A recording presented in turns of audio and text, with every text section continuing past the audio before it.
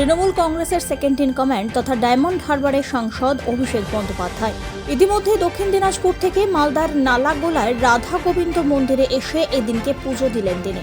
বামনগোলার বিবেকানন্দ মূর্তিতে মাল্যদান করে এবং পাদদেশে জনসংযোগ করেন। সেখানে স্থানীয় মানুষের সঙ্গে কথা বলেন, হাত মেলান। এরপরেই তিনি ওখান থেকে বেরিয়ে পাকুয়াহাটের উদ্দেশ্যে রওনা দেন।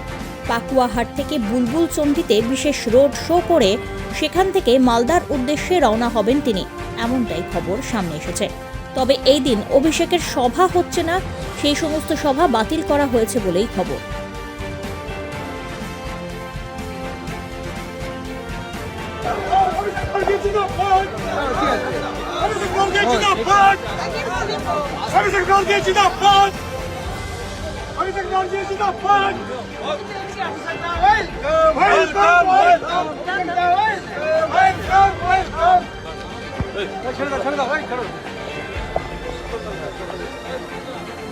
ভাই